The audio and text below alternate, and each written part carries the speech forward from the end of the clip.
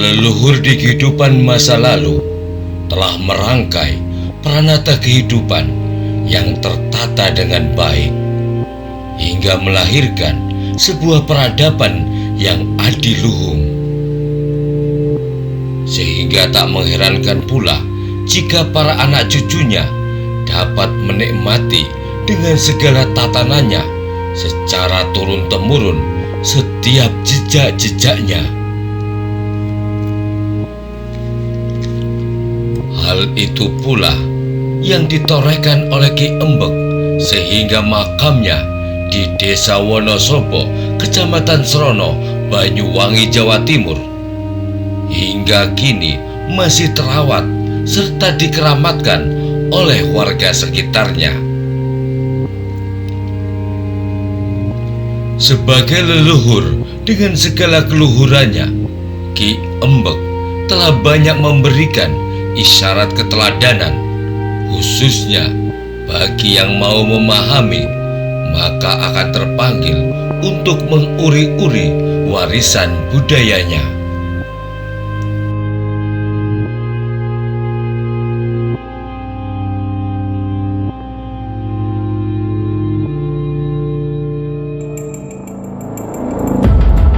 Sebuah kisi-kisi yang terberai.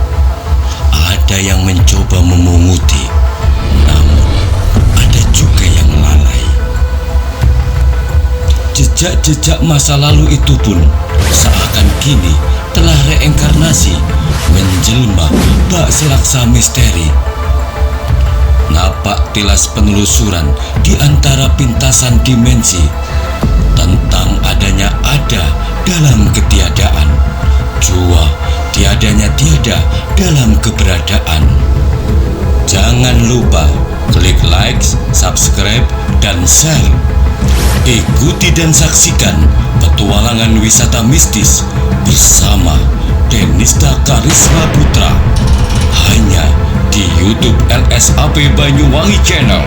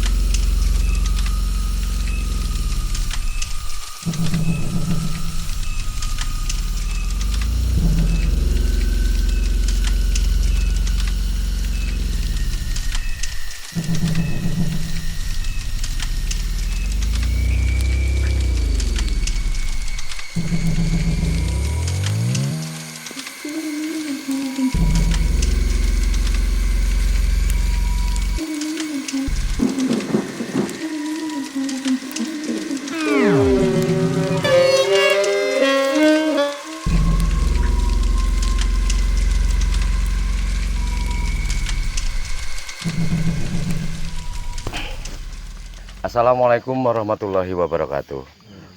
Pemirsa netizen dimanapun berada, kali ini tim petualangan wisata mistis berada di sebuah area makam yang oleh warga di sini. Ini masuk Desa Wonosobo, Kecamatan Srono, Banyuwangi. Ini ada sebuah makam yang keramat dan disakralkan, yaitu dikenal sebagai makam Mbah Empek ya. Mbah Empek. Ini dulu ceritanya gimana, Mbak Rudi? Ini adalah makam tertua. Sebelum ada kampung sini sudah ada makam beliau. Berarti tokoh masa lalu berarti ya. Masa lalu berarti ya. Beliau Mas Rudi ini seorang manajer persepak bolaan di Banyuwangi atau disebut sebagai Persewangi. Kemudian samping saya ini seorang pelaku ritual biasa warga di sini menyebut atau memanggilnya Ki Sugi Laros ya. Jadi sesuai dengan wujudnya, beliau ini sebagai pelaku spiritual yang dikenal sebagai yaitu Ki Sugi Laros. Ki Sugi kira-kira siapa Ki Empek tadi? Empek apa Rempek gitu loh? Kalau warga sini tuh menyebutnya itu Mbah Empek. Mbah Empek ya. Mbah Empek. Jadi kan ada 2 makam di sini. Jadi suami istri. Oh, suami istri. Suami istri. Baik, nanti kita bisa banyak cerita tepat di makam beliau. Monggo, monggo. Kita lebih baik menuju ke sana sambil lebih awal untuk berziarah, nggih. Oke. Baik, kita akan menuju ke sebuah lokasi. Monggo.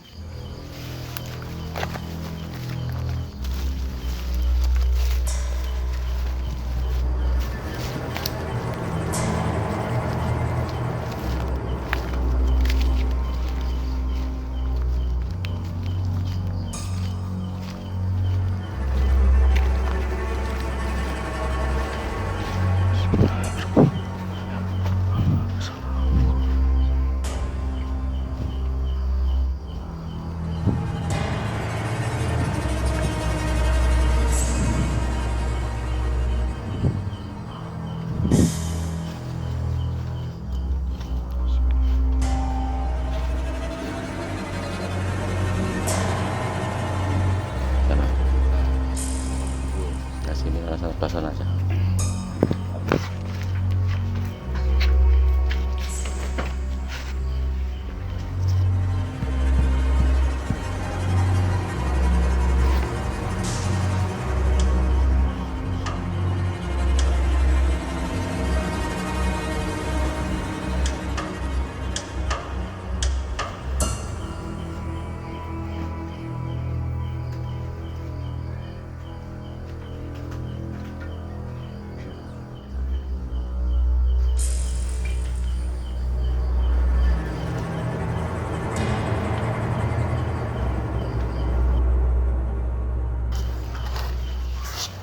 Baiklah pemirsa, kami tadi sesaat untuk pada leluhur secara bersama-sama kita permisi untuk sekaligus mohon restu. Iya, mohon. Karena kami akan mengungkap sedikit sejarah apa yang dipahami oleh warga sini, terutama jenengan selaku narasumber. Ki Sugi, apa Ki Empek? Ki Empek tadi disebutkan di sini orang nyebutnya kan Mbah Empek kan gitu. Mbah Empek. Sejauh ini masyarakat di sini ini memahami Mbah Empek ini siapa beliau sebenarnya? Kalau warga sini itu kan saya rasa mungkin sepakat ini adalah leluhur dari warga sini yang babat desa sini itu ya beliau ini.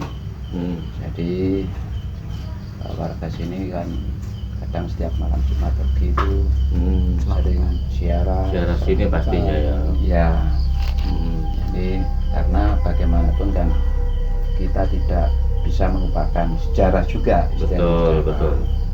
Karena kita terlahir dari rangkaian sejarah di masa lalu. Betul.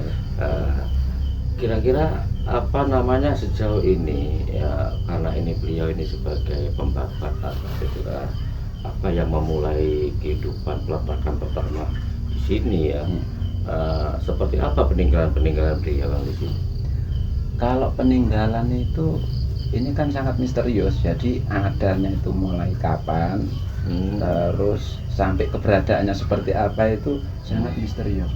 Jadi warga sini itu nggak ada yang tahu. Jadi mungkin jauh sebelum di sini tuh ditinggalin warga. Oh gitu, masih berbentuk hutan ya? Masih berbentuk hutan. Kalau dikaitkan, kalau di namanya sih Wonosobo, Wono Ya, itu kan Wono itu alas, ya. kan gitu. Ya. Sobo berarti junjungan ya, berarti kunjungan berarti. Ya.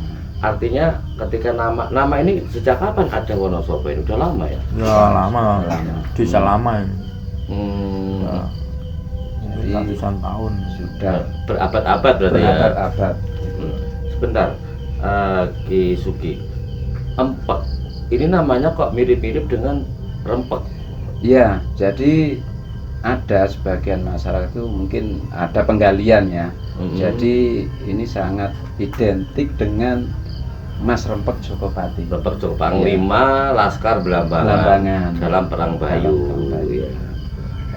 Berarti kalau nama empek ini apa mungkin seorang bekel, seperti contoh ya di Lembah Bangkidul itu ada namanya rentep.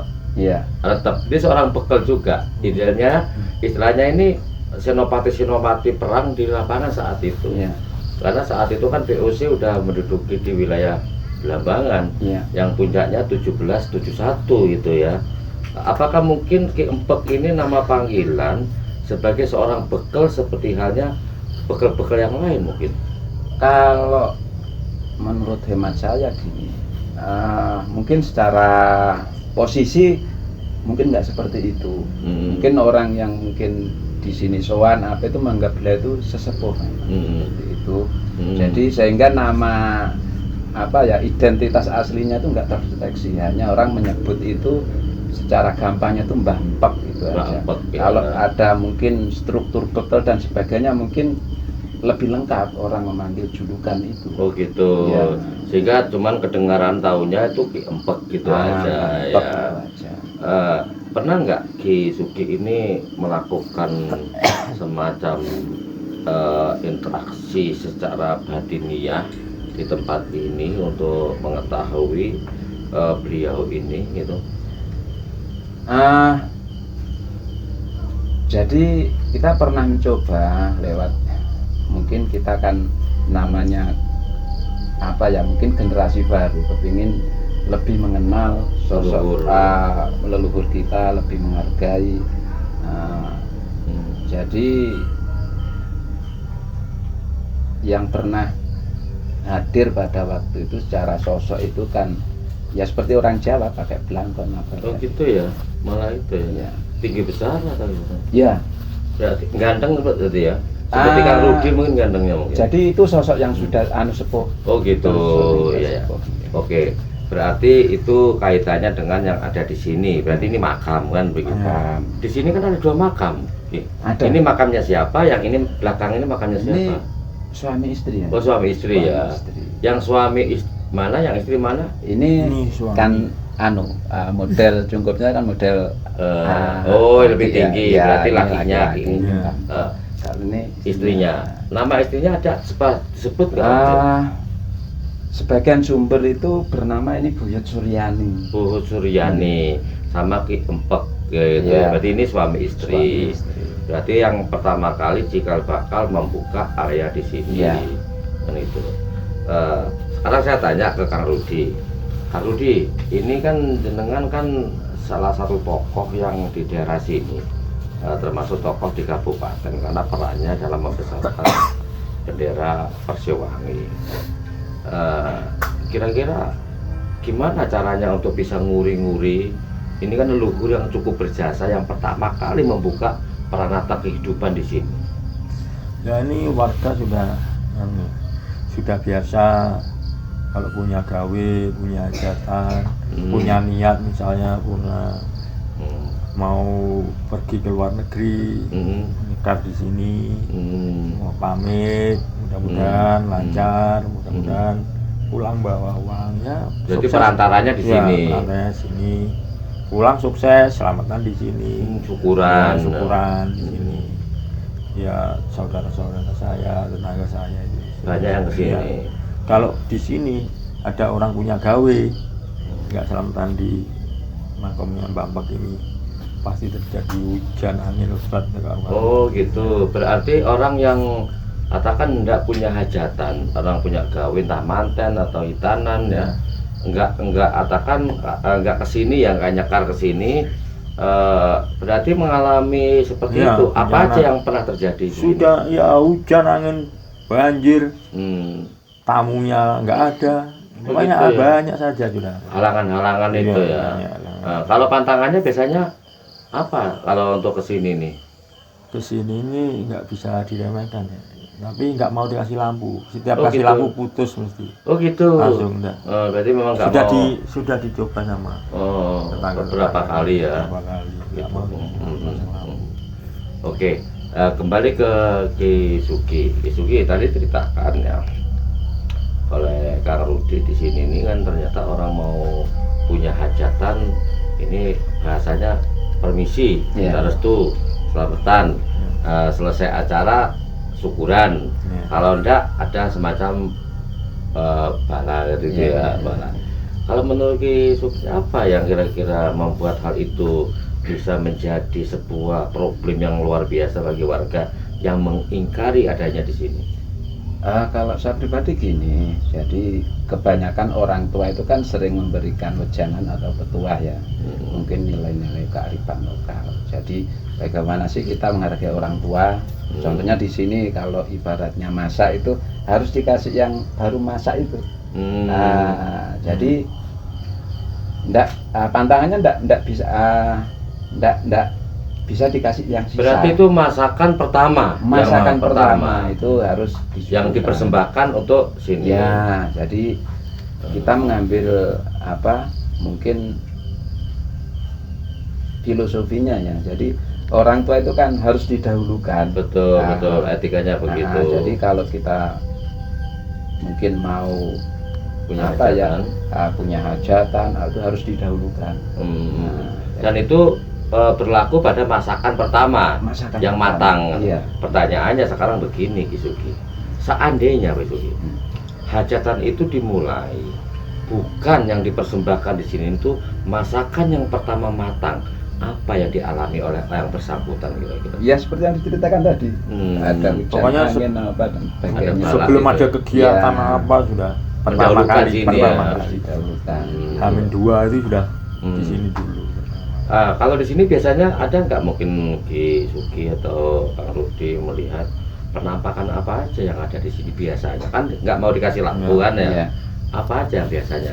Menurut warga di sini mungkin yang cerita teman-teman tetangga sini, warga sini, harimau, ada kuda. Harimau.